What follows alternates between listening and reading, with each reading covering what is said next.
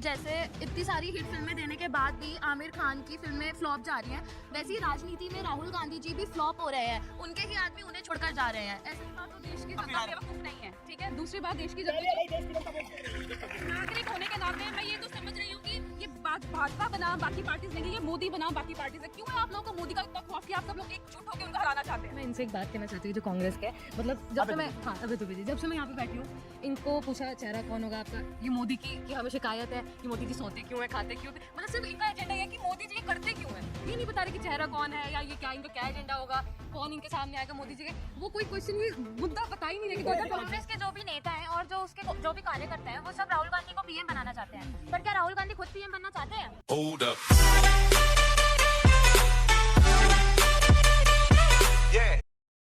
मेरा सवाल ये है कि जैसे इतनी सारी हिट फिल्में देने के बाद भी आमिर खान की फिल्में फ्लॉप जा रही हैं, वैसे ही राजनीति में राहुल गांधी जी भी फ्लॉप हो रहे हैं। उनके ही आदमी उन्हें छोड़कर जा रहे हैं, ऐसा क्यों? तो मतलब ये आपका कह रहा है कि राहुल गांधी और आमिर खान दोनों का वक्त चला गया है। देखिए, चिंता ये बेसिकली आपका देश के युवाओं को चिंता ये करनी पूछा युवाओं ने, वो जो सपने दिखाए युवाओं के रोजगार के, वो फिल्म फ्लॉप कर दी प्रधान राहुल गांधी पर। ऐसा है, एक लाइन ऐसे लाइटर नोट पे, थोड़ा लाइटर नोट पे। अब तो लखनऊ के रहने वाले, वहाँ एक कहावत है, अमा मियाँ वो दिन लद गए जब उस साल लल्लू खा फाटे उड़ाया करते थे।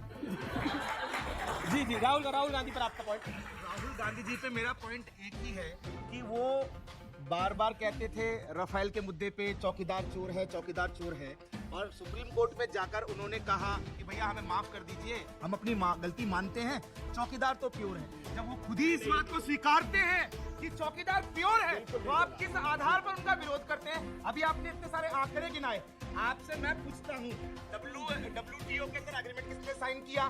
आखिर किसने ऑयल बॉन्ड्स को जारी किया? इस देश की आने वाली सरकार के ऊपर इतना सारा डेब्ट किसने छोड़ा? देश के फॉरेक्स रिजर्व कहाँ थे जब 2014 में प्रधानमंत्री जी ने सत्ता संभाली? आपके राज्य में बेरोजगारी दर कितनी थी? महंगाई दर डबल डिजिट में थी। आप इस बात का उत्तर दे दीजिए।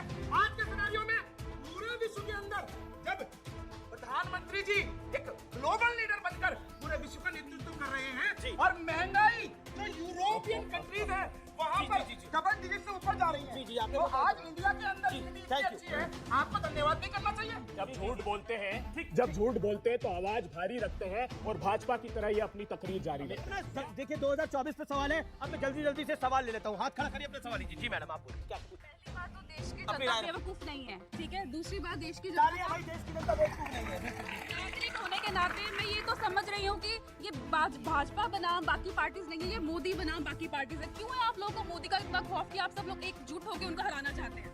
हमको अपने प्रधानमंत्री से अगर शिकायत है तो वो हमें करनी चाहिए। बात जो सिर्फ सत्ता के स्वार्थ की अभी की थी, उस पर मैं छोटा सा प्रकाश डालूं।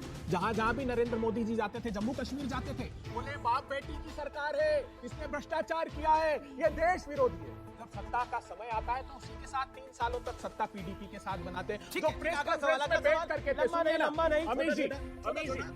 मेरा सवाल सुधांशु जी से है कि बीजेपी पर विपक्षी दल आरोप लगाते हैं कि वो धर्म की राजनीति करते हैं, तो क्या बीजेपी को अब धर्म की राजनीति का ट्रैक बदल के धर्म की राजनीति छोड़ देनी चाहिए?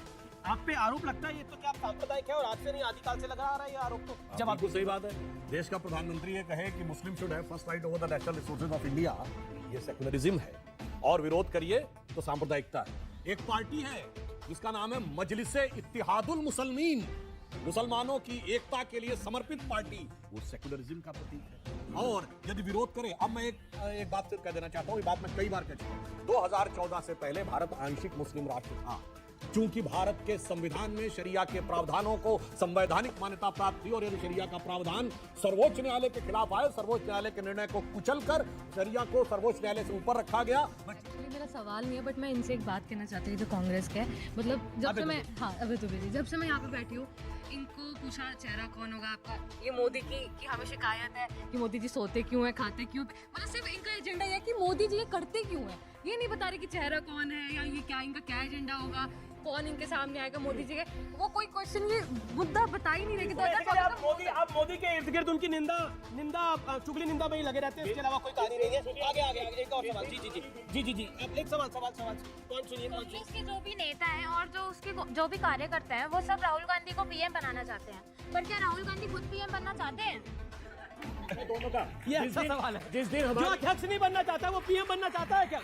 एनालिस्ट भी ताली मार रहे हैं, दिखता है। जिस दिन हमारी देखिए दीपक झा भी अमेश जी। चुपचाप ताली मार रहे हैं, अमेश हंस जी, भी रहे हैं। अमेश जी। मजबूरी में समझ रहा हूँ। अमेश जी, जिस दिन हमारी ये बिटिया राजनीतिक दलों की नीतियों का प्रश्न करने लगेगी ना, उस दिन इनके भविष्य का भी उद्भव हो जाएगा। और दूसरी मतलब बिटिया ने इनमें ये सही सवाल नहीं पूछ रहे। मेरी वो उसका मैं अपना दृष्टिकोण बता रहा हूँ, आगे जाकर इस बात का आभास होगा। हाँ देखिए, कई बार क्या होता है कि कहाँ महात्मा गांधी और कहाँ वो थे, कहाँ ये है। अब जब ये गांधी जी से इस प्रकार की प्रेरणा लेना शुरू करते हैं, भाई कोई बताए कभी गांधी जी ने कोई अध्यादेश फाड़ा? और चलिए, अगर हम मान भी ले, वो तो अंग्रेजों की सरकार खिलाफ लड़ रहे थे। ये तो आपकी सरकार थी जिसके बारे में कहा जाता था, मैं किसी के प्रति अवमानना नहीं करना चाहता, जो रोबोट के हिसाब से चलने वाली सरकार थी। आपकी माता जी के आदेश पे चलने वाली सरकार थी। और ये सरकार कैसी थी? ज्यादातर